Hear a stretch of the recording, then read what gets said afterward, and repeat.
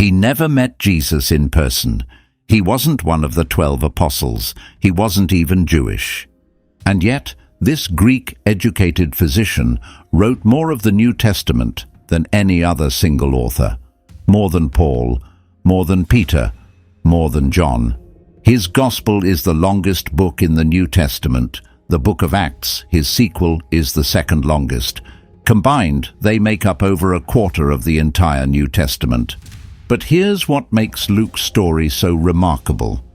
He didn't write from a safe distance. He sailed through shipwrecks with Paul. He walked into cities where Christians were being hunted. He visited prisons, interviewed eyewitnesses, and documented everything with the precision of a trained scientist. 2,000 years later, archaeologists keep digging up evidence that confirms what he wrote. Historians who once dismissed him as unreliable have been forced to change their minds. So how did a pagan doctor from Antioch become the most meticulous biographer of Jesus Christ? And why did he risk everything to write a story about a man he never met? To understand that, we need to go back to the ancient world. A world of empires, plagues, and a radical new faith that was about to change everything. Luke was born in Antioch, one of the greatest cities in the Roman Empire. At the time, Antioch was the third largest city in the world, behind only Rome and Alexandria. Over 500,000 people lived there, crammed into a sprawling metropolis of marble temples, public baths, and open-air markets. This wasn't some backwater village. Antioch was where Greek culture, Roman power, and Eastern mysticism collided. Philosophers argued in the colonnades. Merchants traded silk from China and spices from India. And in the streets you could hear a dozen languages spoken before breakfast. Luke grew up in this world. He was Greek, which meant he had access to the finest education the ancient world could offer. And somewhere along the way, he chose medicine. Now, being a physician in the first century wasn't like being a doctor today. There were no antibiotics, no anesthesia, no understanding of germs. Roman-era doctors worked with herbal remedies, surgical instruments that looked more like torture devices, and a lot of guesswork. But the best doctors in the Roman world, the ones trained in the Greek tradition, had something the quacks didn't. They had method. They observed symptoms. They kept records. They compared cases. The Hippocratic tradition that Luke was trained in didn't just teach you how to treat a wound. It taught you how to think, how to separate what you actually know from what you only assume. That training would eventually produce the most detailed biography of Jesus ever written. But Luke wasn't thinking about Jesus yet, not even close. While Luke was growing up in Antioch, something extraordinary was happening just 300 miles south in Jerusalem. A Jewish carpenter named Jesus of Nazareth had gathered a following, been crucified by the Romans, and, according to his followers, risen from the dead. Now, that claim should have died in Jerusalem. The Romans had crucified thousands of people. Messianic movements came and went like seasons. Every few years, some charismatic preacher would gather a following, get killed by the authorities, and his movement would dissolve overnight. Historians count at least a dozen failed Messiah figures in the century around Jesus, all of them forgotten. But this time, something different happened. Instead of scattering, the followers of Jesus started spreading. They left Jerusalem and carried their message into every corner of the empire. And one of the first places they went was Antioch. This is important. Antioch is where the followers of Jesus were first called Christians, not in Jerusalem, not in Rome, in Luke's hometown. So picture this. Luke is a young Greek doctor, educated, rational, trained to observe and diagnose. And suddenly, his city is buzzing with these Jewish immigrants, claiming that a dead man came back to life, and that he was the Son of God. For a Greek-trained physician, this would have sounded insane. Greeks believed in philosophy, logic, reason. They had their own gods, sure, But the idea of a physical bodily resurrection wasn't part of their worldview. It wasn't just unlikely, it was absurd. Greek philosophers like Plato taught that the body was a prison for the soul. Why would anyone want to come back into one? But Luke didn't dismiss it. He investigated it. Now, we don't know what that investigation looked like in those early days, but we can make some educated guesses based on what was happening in Antioch at the time. The Christian community there was unlike anything the ancient world had seen. Jews and Gentiles eating together, which was a massive cultural taboo.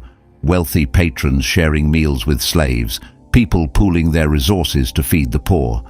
And at the center of it all was this claim that a crucified Jewish teacher had risen from the dead and was, in fact, the creator of the universe. For a doctor trained to diagnose and observe, this community itself would have been a puzzle worth investigating. These people weren't delusional. They were organized, compassionate, and willing to suffer for their beliefs. Something had convinced them deeply.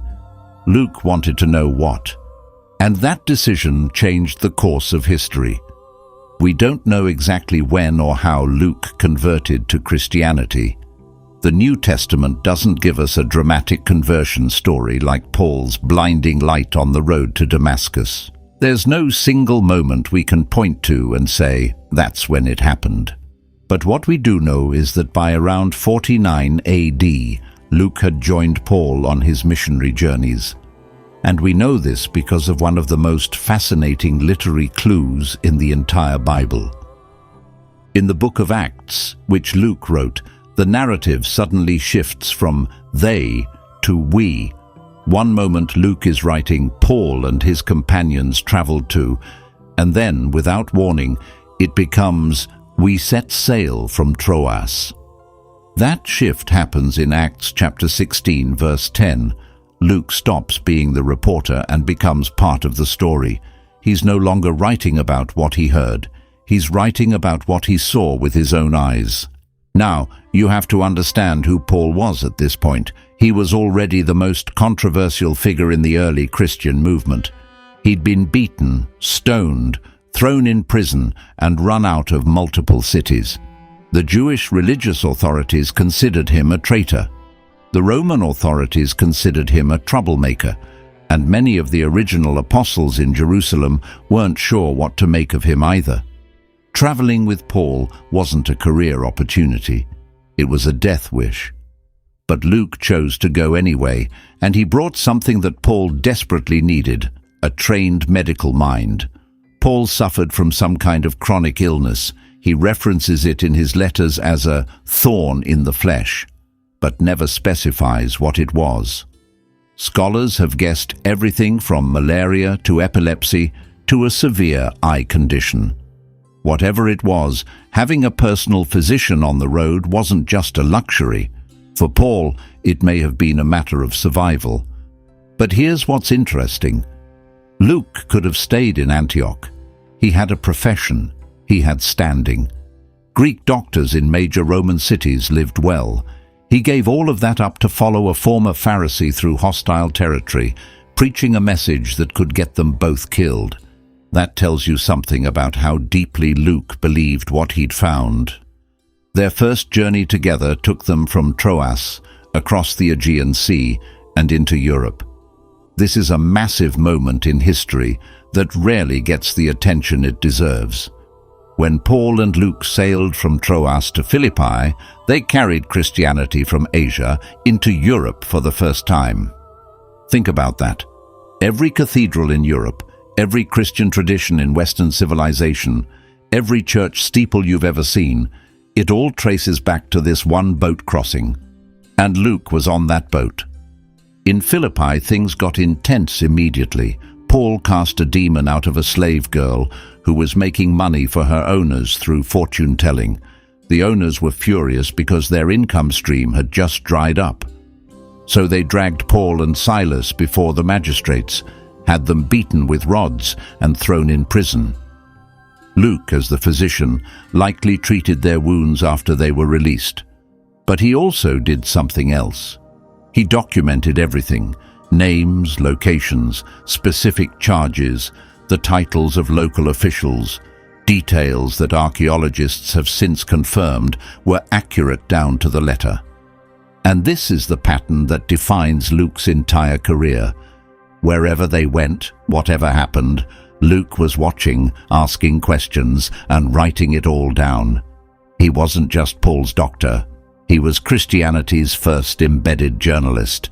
Over the next decade, Luke traveled on and off with Paul through some of the most dangerous territory in the Roman Empire.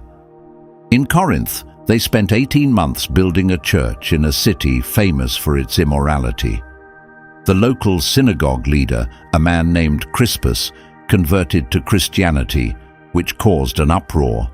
Paul was dragged before the Roman proconsul Gallio on charges of promoting an illegal religion. Gallio threw the case out. Luke recorded his exact words and his title. Years later, an inscription was found at Delphi confirming that a man named Gallio served as proconsul of Achaia at exactly the time Luke said he did. In Ephesus, they spent over 2 years. The city was the center of worship for the goddess Artemis, and her temple was one of the 7 wonders of the ancient world.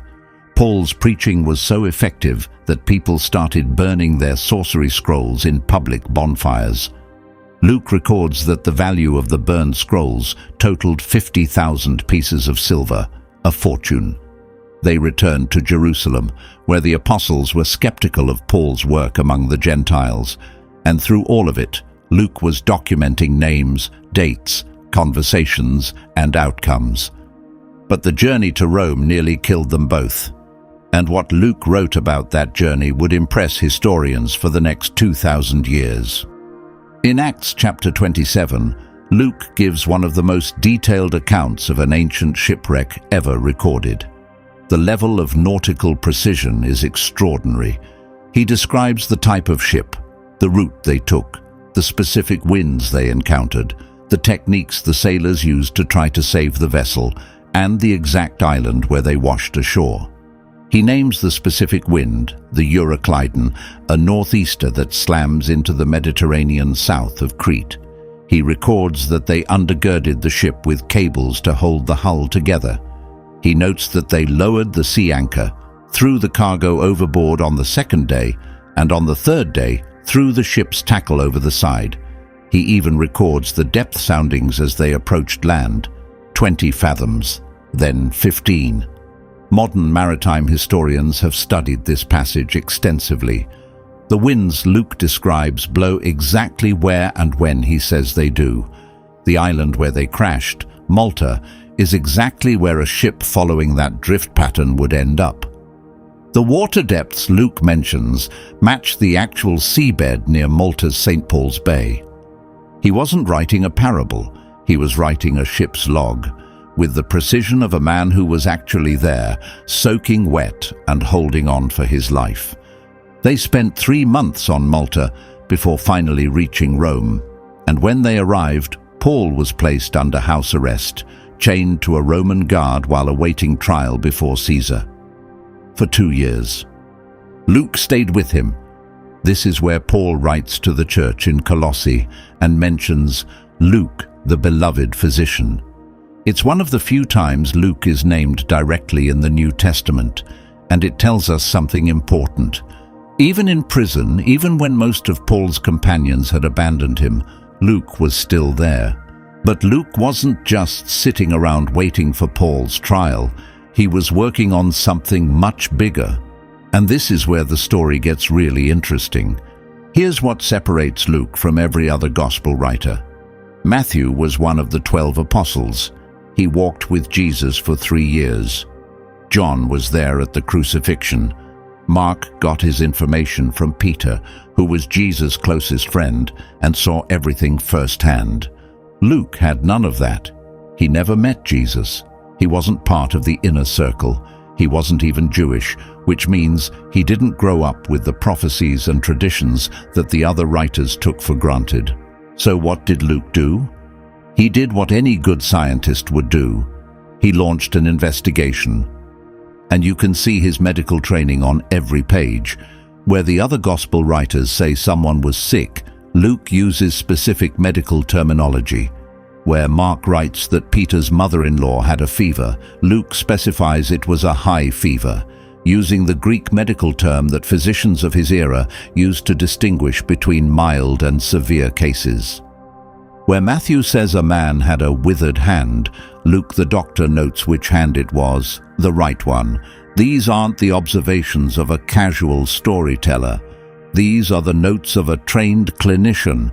He tells us exactly what his method was in the opening lines of his gospel. He says, and I'm paraphrasing here, "Many people have tried to write about these events. I've carefully investigated everything from the beginning, interviewing eyewitnesses and servants of the word. Now I'm writing an orderly account so you can know the certainty of what you've been taught." That's not the language of a mystic or a preacher. That's the language of a researcher. Luke is essentially saying, I did the homework, I talked to the people who were there, and I'm going to lay it all out in order. And he addressed it to a specific person, someone named Theophilus, which in Greek means lover of God. We don't know exactly who Theophilus was. Some scholars think he was a Roman official. Others think he was a wealthy patron who funded Luke's research. Either way, Luke was writing for an educated, skeptical audience, people who expected evidence, not just faith. That changes the way you read everything Luke wrote. So, who did Luke interview? We don't have a list, but the evidence in his gospel tells us a lot. And this is where it gets fascinating. Luke's gospel contains stories that appear nowhere else in the New Testament. The parable of the Good Samaritan, the parable of the prodigal son, the story of Zacchaeus climbing the sycamore tree, the walk to Emmaus after the resurrection. These aren't minor additions. These are some of the most famous stories in the entire Bible, and only Luke has them. But the most telling detail is the birth narrative. Matthew's gospel tells the birth of Jesus from Joseph's perspective. The angel appears to Joseph. Joseph makes the decisions. Joseph takes the family to Egypt. Luke tells the entire story from Mary's point of view. The angel appears to Mary. Mary sings a song of praise. Mary visits her cousin Elizabeth. Mary treasured all these things and pondered them in her heart. That phrase is the key. How would Luke know what Mary pondered in her heart? How would he know the intimate details of her private visit to Elizabeth? How would he know the exact words of her song? There's really only one explanation. Someone very close to Mary told him, and many scholars believe it was Mary herself. Think about that for a moment. A Greek doctor, decades after the events, tracking down the aging mother of Jesus to ask her what happened, sitting with her while she recalled the most extraordinary moments of her life. What did the angel say exactly? How did you feel? What happened when you visited your cousin Elizabeth? Tell me everything.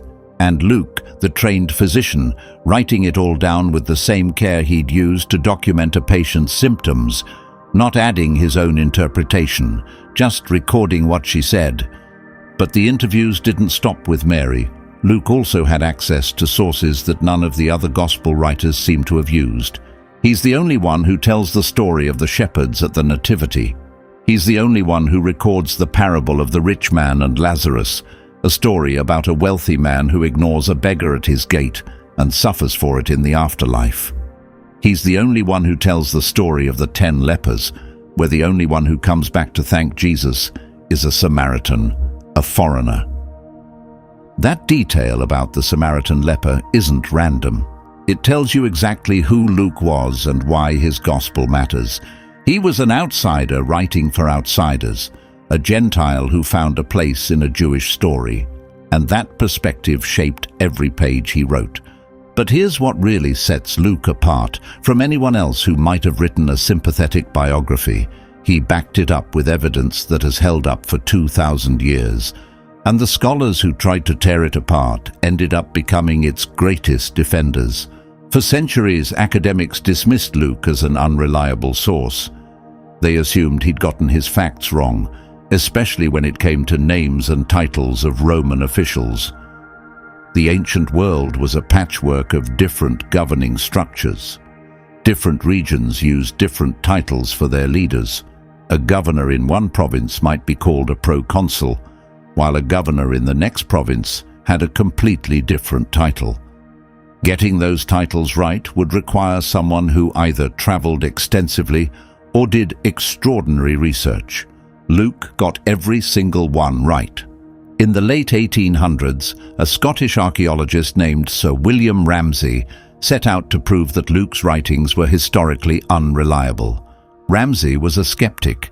He had studied under the German school of biblical criticism, which argued that Acts was a second-century fabrication full of errors. He traveled to Turkey with the specific goal of proving Luke wrong. But the more he dug, literally, the more he found that Luke was correct. The title, Politarch, for officials in Thessalonica? Scholars said that title didn't exist anywhere in the historical record.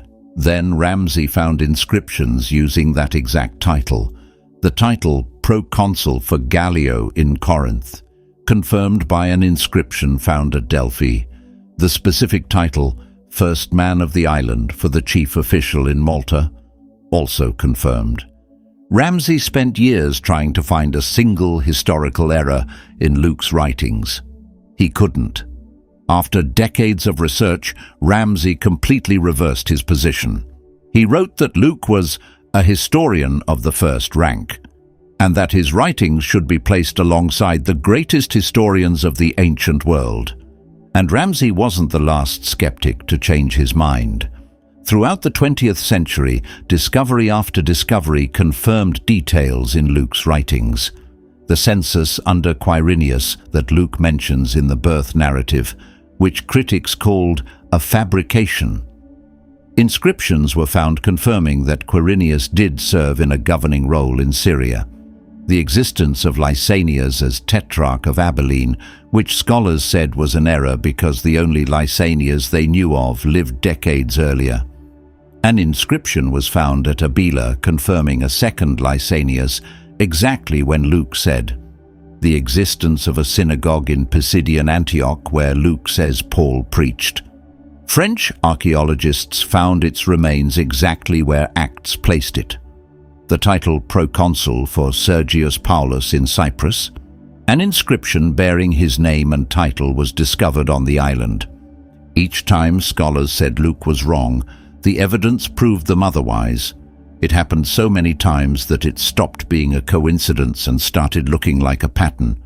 Luke knew what he was talking about because he was there. He'd walked those streets, met those officials, and written down exactly what he observed.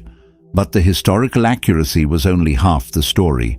What Luke chose to include in his gospel, the stories that no other writer thought to preserve, would change the way the entire world understood Jesus.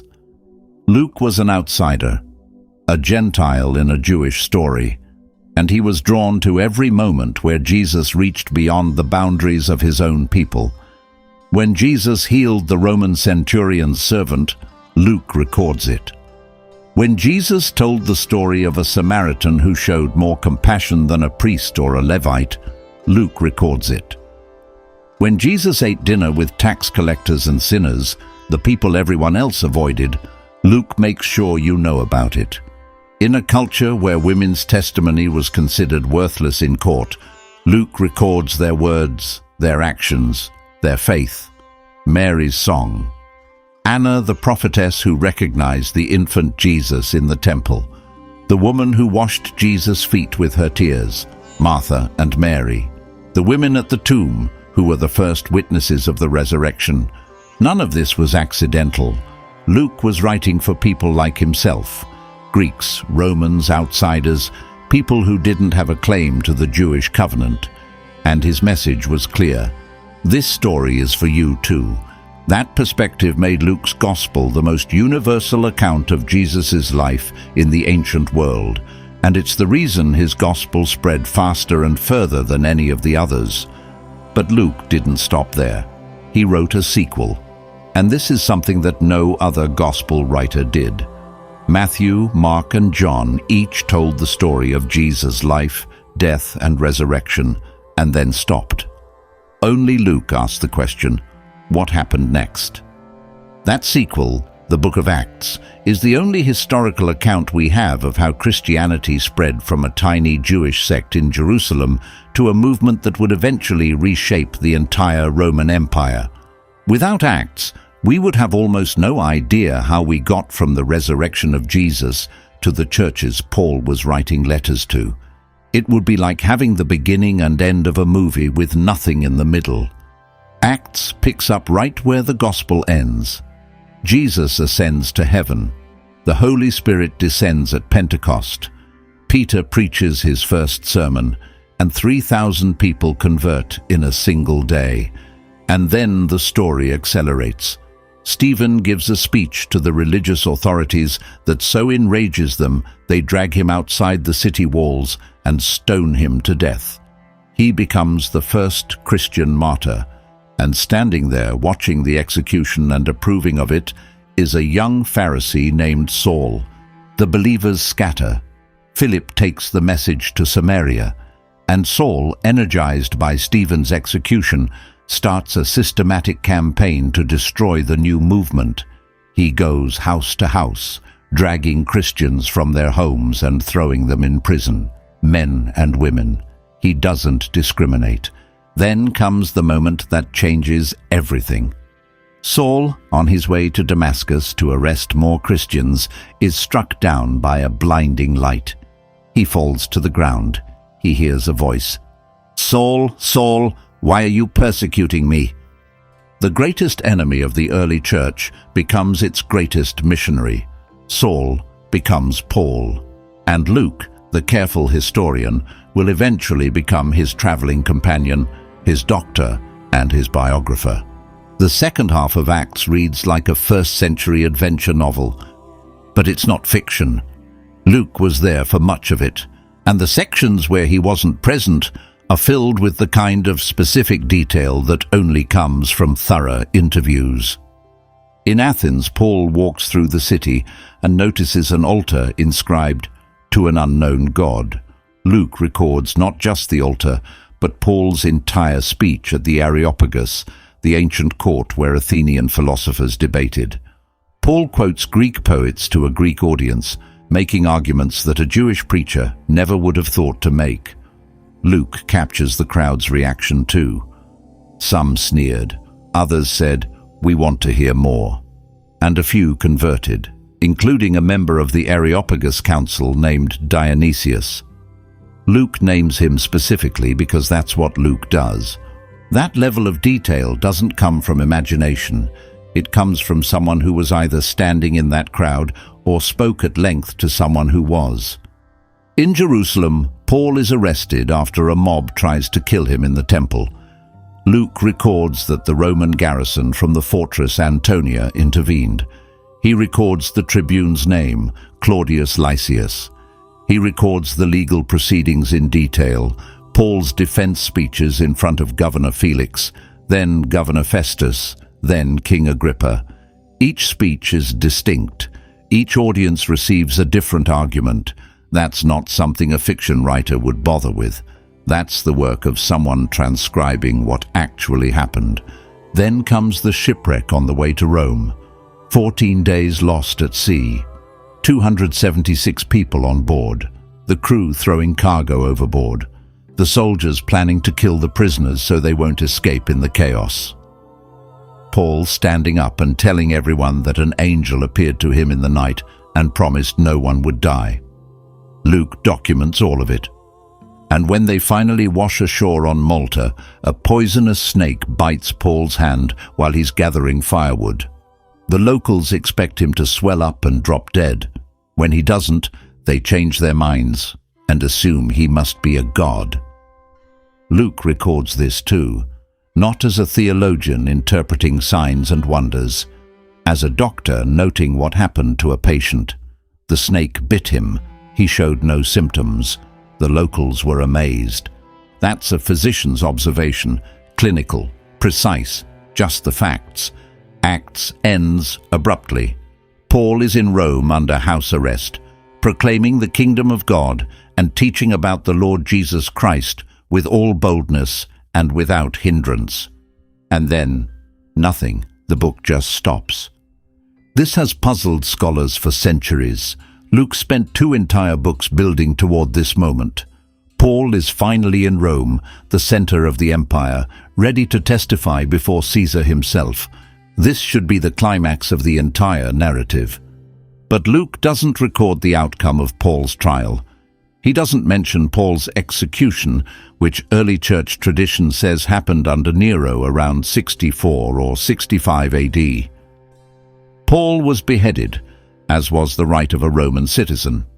Peter, who had also come to Rome, was crucified upside down, reportedly because he said he was unworthy to die in the same manner as his Lord.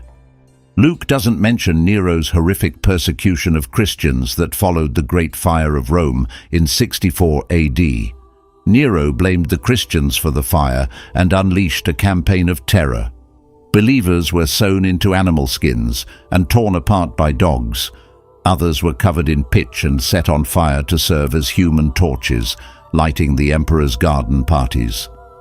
The Roman historian Tacitus, no friend of Christians, called it excessive even by Roman standards. And Luke doesn't mention the destruction of Jerusalem in 70 AD, when the Roman general Titus besieged the city, leveled the temple that had stood for 6 centuries, and scattered the Jewish people across the empire. This event was so catastrophic that it reshaped Judaism forever. If Luke had known about it, there is no way he would have left it out.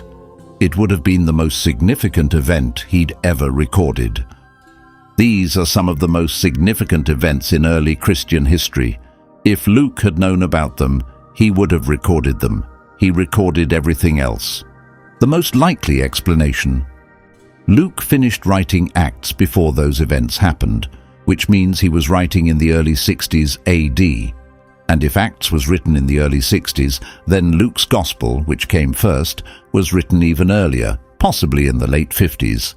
That puts it within 25 years of Jesus' death, when eyewitnesses were still alive and could have challenged any errors. Luke wasn't writing legend, he was writing journalism. After Acts ends, Luke largely disappears from the historical record. Early church tradition tells us he never married, that he continued traveling and preaching the gospel, and that he lived to be 84 years old, an exceptional age for the ancient world. Some traditions say he died peacefully in Boeotia, Greece. Others claim he was martyred, hanged from an olive tree when no cross could be found. The details are uncertain. What is certain is that he spent the rest of his life serving the movement he documented so carefully. The last mention of Luke in the New Testament comes in Paul's second letter to Timothy. By this point, Paul is in prison again, but this time it's different. This isn't the relatively comfortable house arrest in Rome where Paul could receive visitors, dictate letters, and continue teaching. This is the Mamertine prison, a cold, damp underground dungeon carved into the rock beneath the streets of Rome. Prisoners were lowered in through a hole in the ceiling. There was no light, no ventilation, and barely enough room to stand. Paul knows he's going to die. He writes to Timothy with a steadiness that's almost eerie. "I have fought the good fight. I have finished the race. I have kept the faith. The time of my departure has come." He asks Timothy to come quickly and to bring his cloak because it's cold. He asks for his scrolls, especially the parchments. Even facing death, he wants to read. He wants to study. He wants to keep working until the very end. And then he writes 6 words that tell you everything about Luke's character. "Only Luke is with me." Everyone else had gone. Demas had abandoned him because he loved this present world, Paul says, and you can hear the disappointment in every word. Crescens had gone to Galatia, Titus to Dalmatia. Others had been sent to different cities on various missions, the Fairweather Friends, the fellow missionaries, the converts who owed Paul their entire spiritual lives, gone, but Luke stayed. The same way he'd stayed through the shipwrecks, the same way he'd stayed through the riots in Ephesus, the same way he'd stayed through the beatings, the prison sentences, and the 2-year house arrest. The same way he'd stayed when it would have been so much easier and so much safer to leave.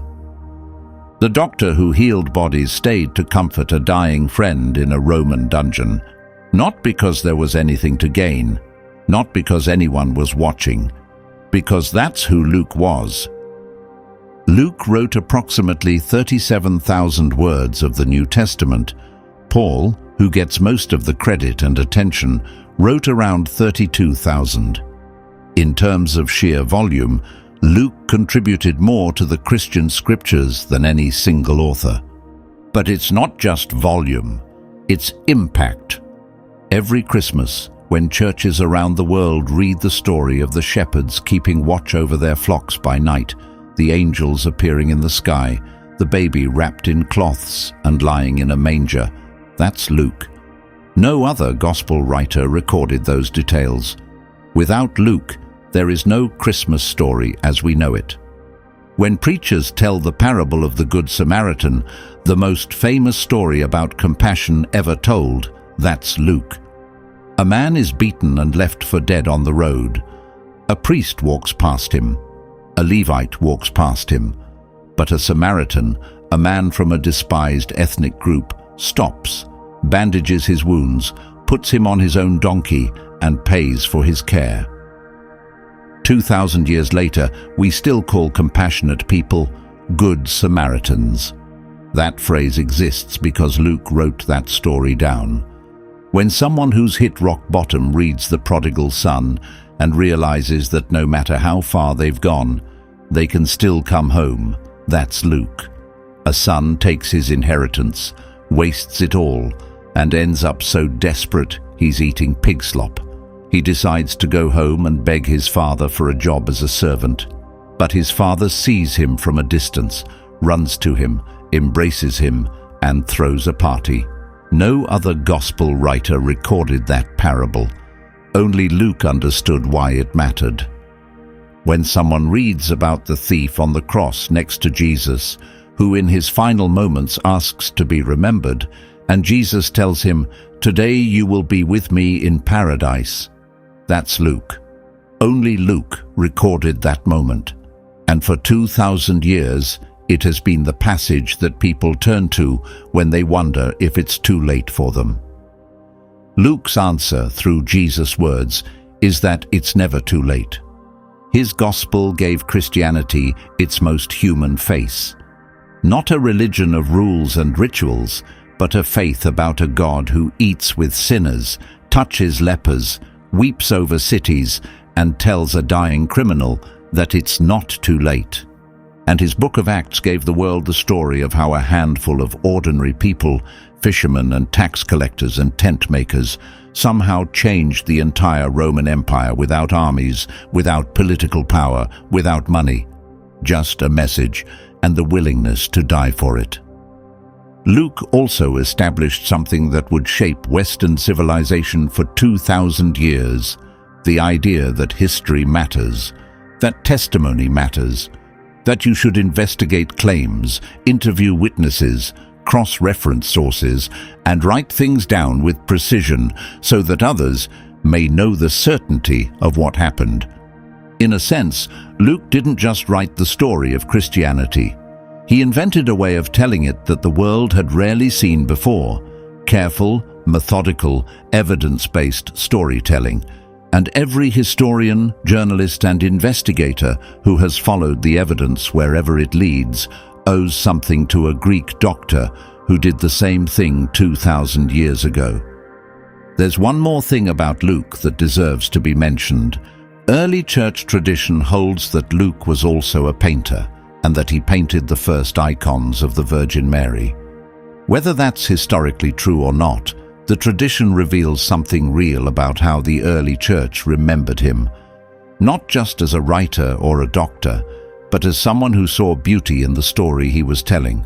Someone who didn't just record facts, but crafted a narrative that moved people to tears, to faith, to action.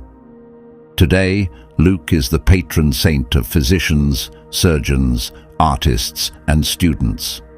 Hospitals and medical schools bear his name on every continent, not because he performed miracles or commanded armies, because he combined two things that rarely go together: scientific precision and deep compassion. He documented the life of Jesus with the accuracy of a doctor's case notes and the beauty of an artist's canvas. And he did it all as an outsider who found his way into the greatest story ever told. Luke started as a pagan doctor in a world that didn't know the name of Jesus. He ended as the author of the most detailed account of Christ's life and the only historical record of the early church's first 30 years. He never asked for fame. He never put himself at the center of the story. In the entire book of Acts, he never once refers to himself by name.